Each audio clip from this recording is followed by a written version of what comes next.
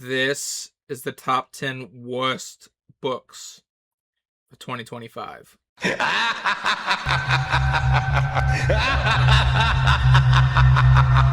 So once again, before we start, I'm going to reiterate some of the rules that come with these things.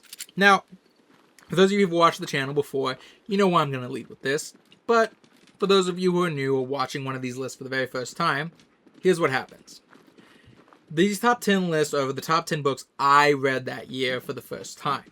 These are not books that came out in 2025, at least not widely speaking. These are books that I've read for the first time in 2025, and I'm reviewing to you and giving out.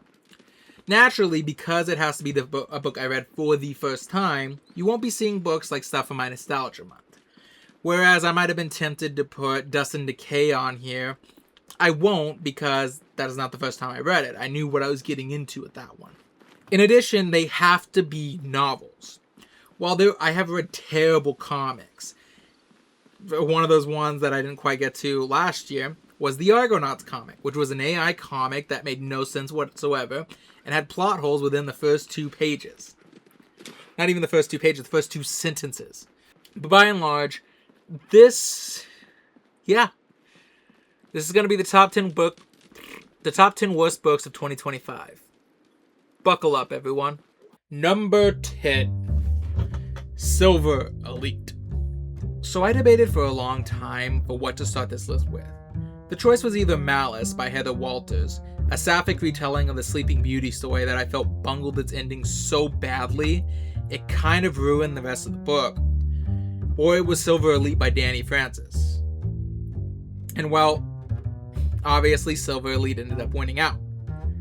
Now, I didn't hate Silver Elite on a read-through. In fact, I found it pretty middle of the road when it comes to this new craze of new adult works in the romantasy genre. It doesn't seem to be doing anything revolutionary, good or bad. It has all the same problems these works normally have, with a couple of unique ones to set it apart, but nothing so bad that it's like, wow, it was just an average book to me.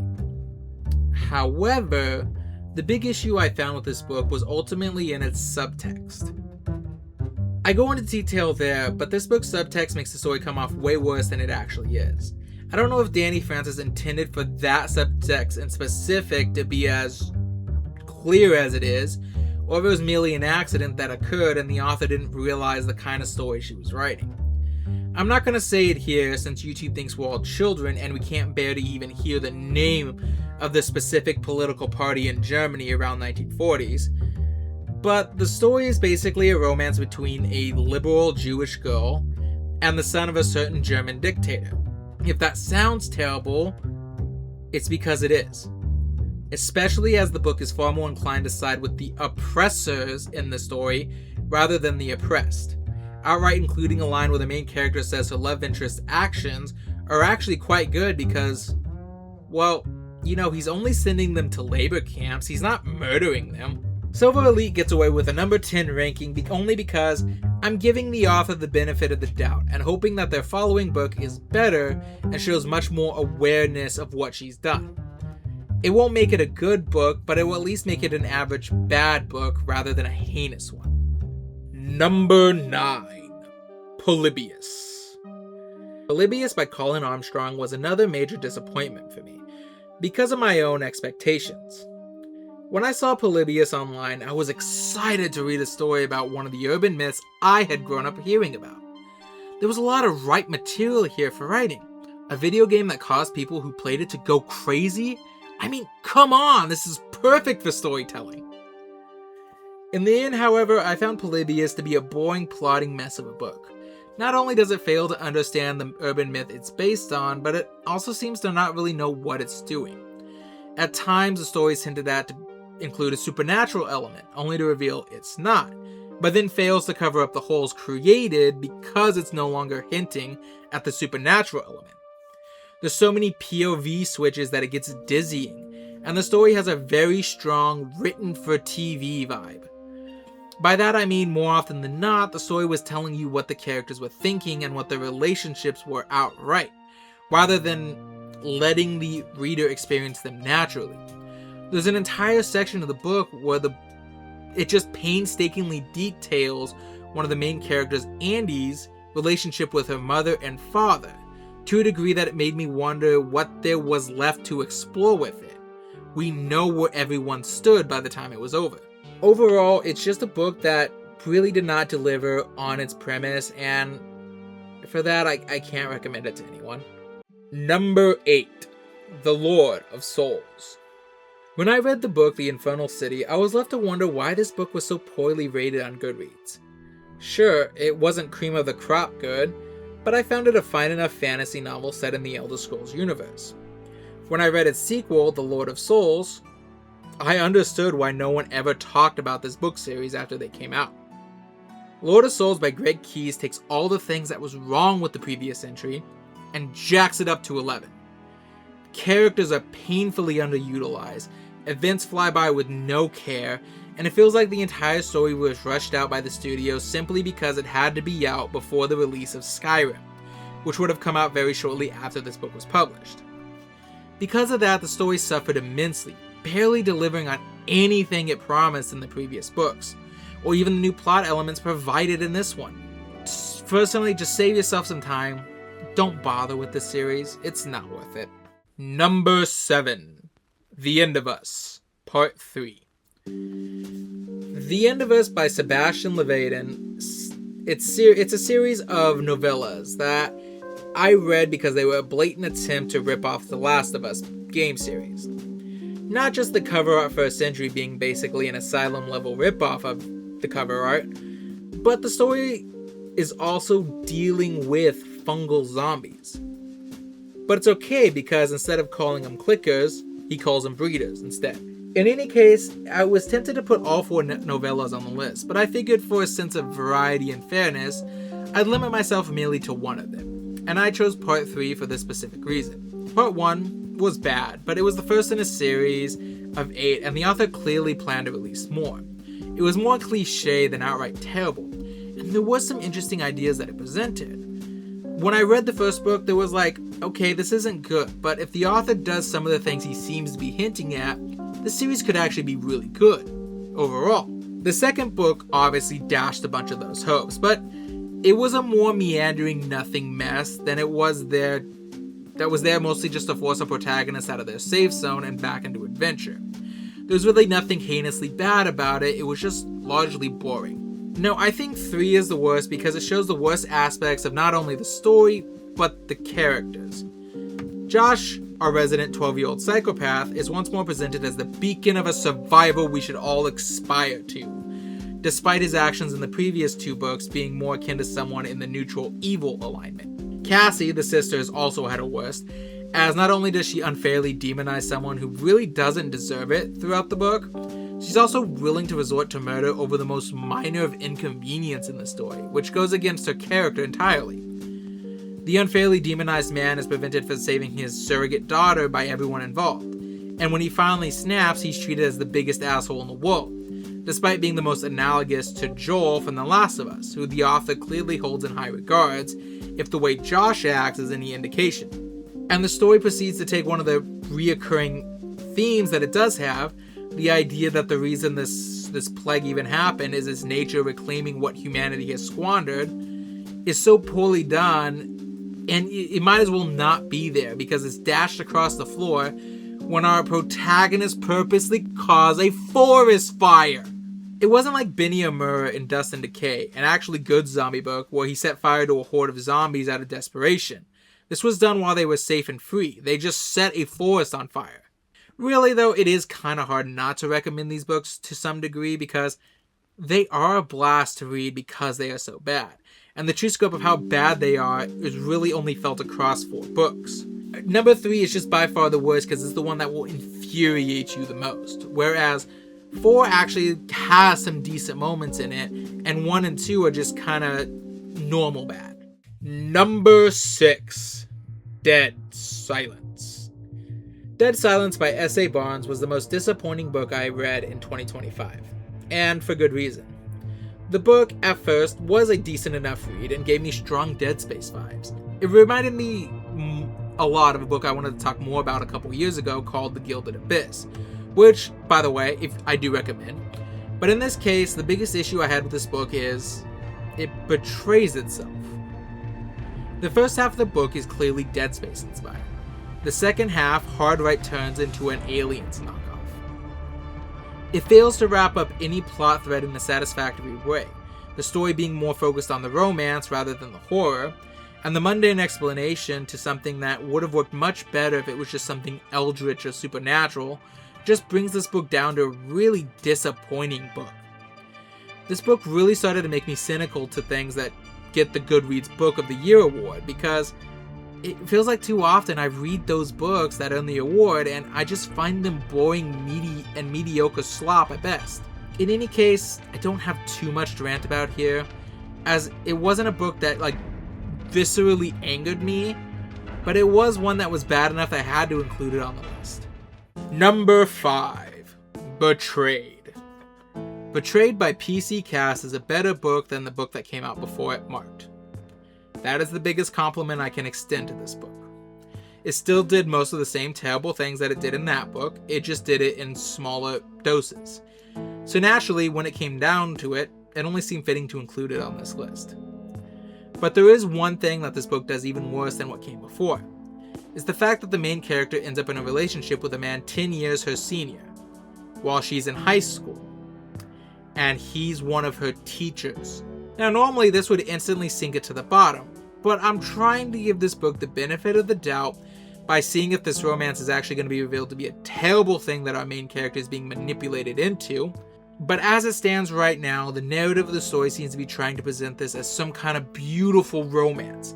And at no point do I get the feeling that the story sees what this guy is doing as wrong. And that's honestly one of the main reasons Betrayed is so far down on this list. Number 4. Snow Globe. Snow Globe by So Young Park almost beat out Dead Silence for the most disappointing book I read this year.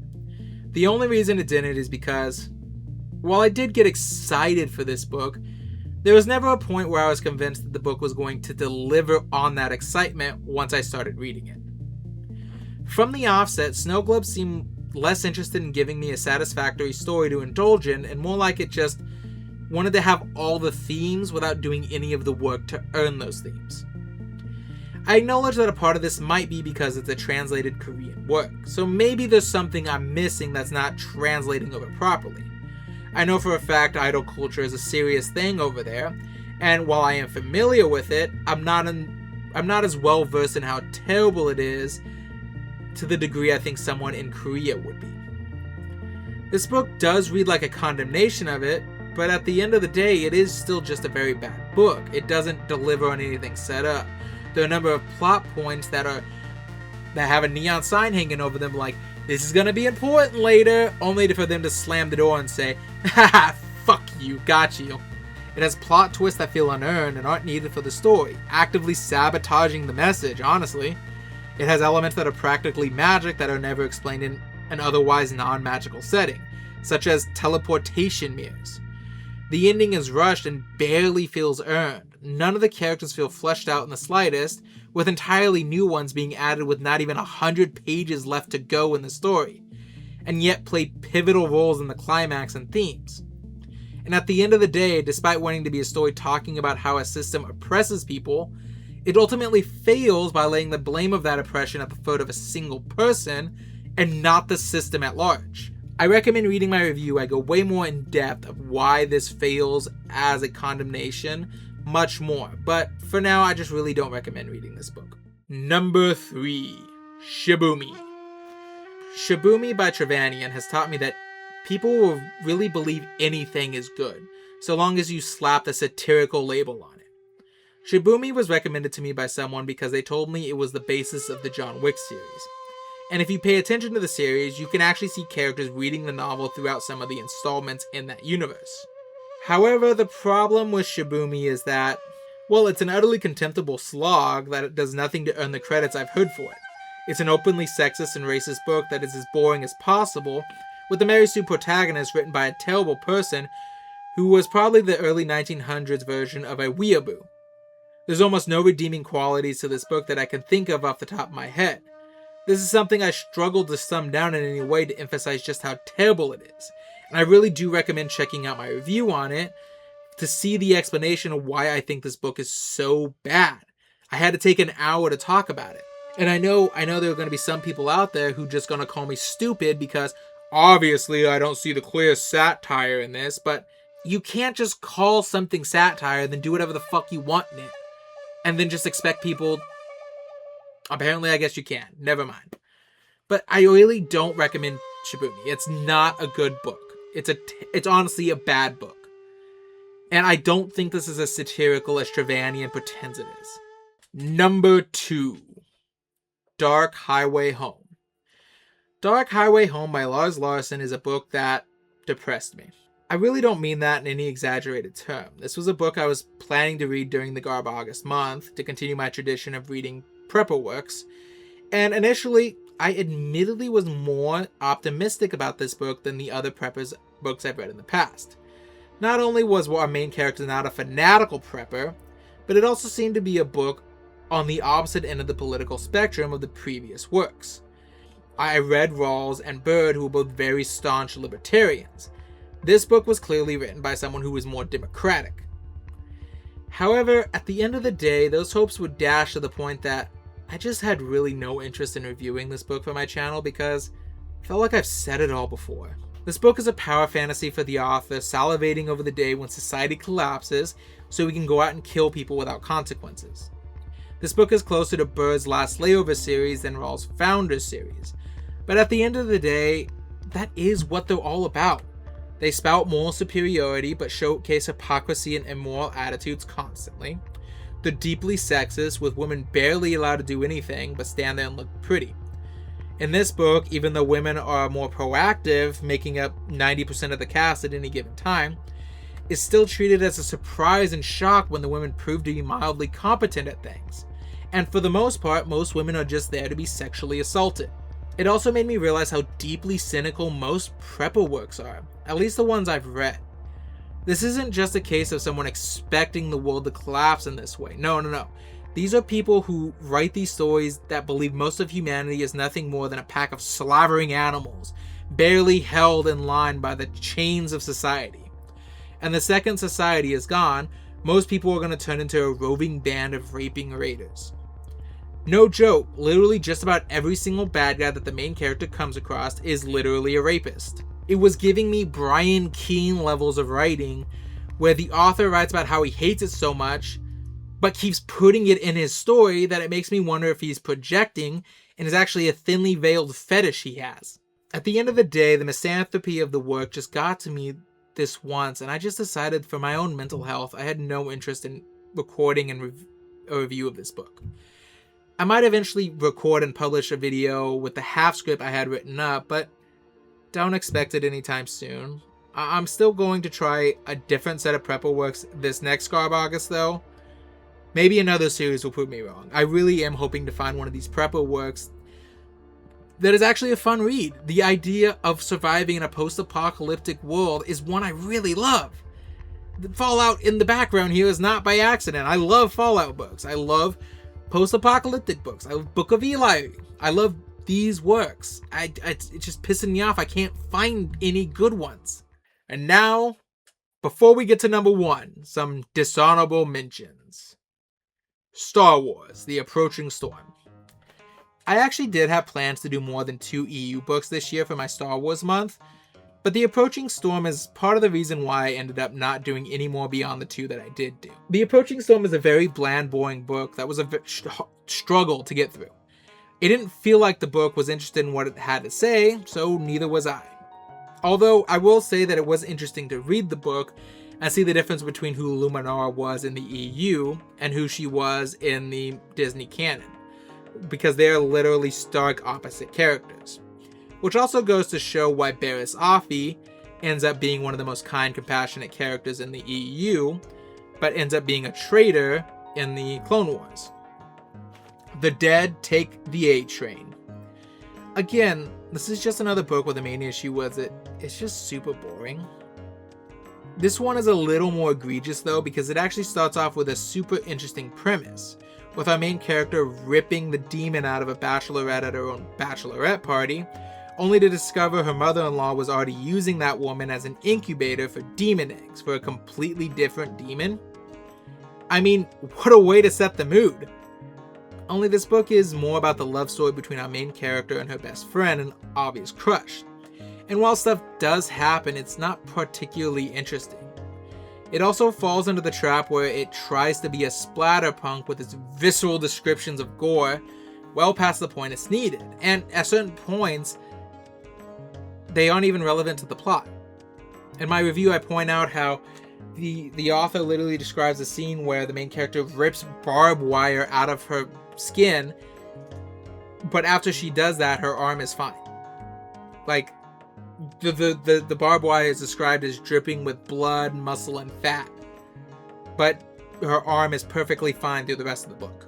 But the number one worst book I read in 2025 is Crickets by William C. Dietz. I stand by the title of my Crickets video. Crickets by William C. Dietz is one of the worst books I've ever read. It's one of the few videos I've made where I actually had to go over an hour mark to truly explain everything I felt was wrong with the book.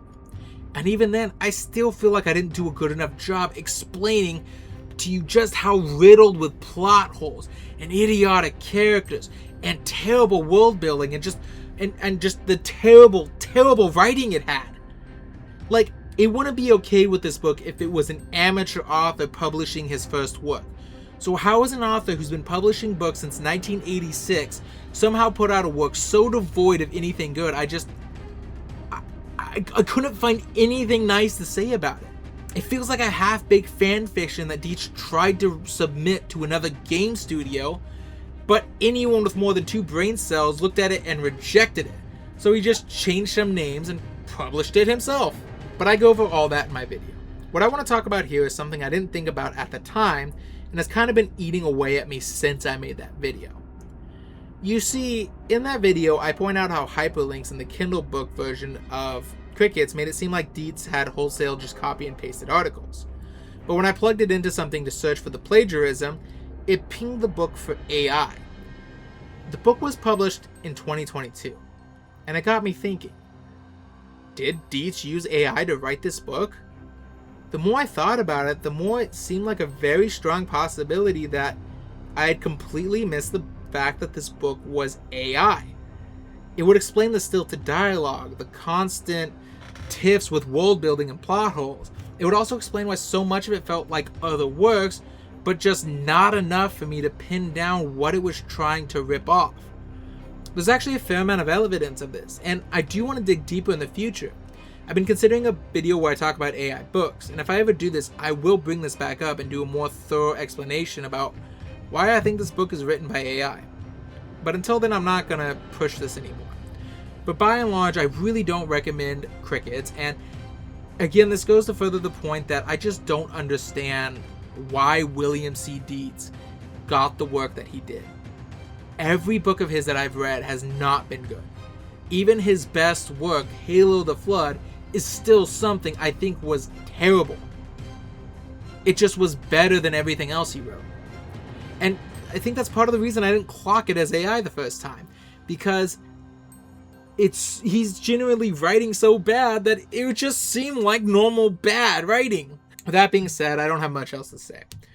I hope you enjoyed these top 10 worst books of the year, and seriously, I don't recommend picking up any of these. Like I said, about the only one I would recommend picking up is the Last of Us series, and that's just because it's kind of fun to read in a bad way. But overall, I don't recommend these, but yeah. With that being said, just remember, with every book comes an adventure, and every adventure is worth having. But these books will definitely make you second guess that notion. See you later, everyone.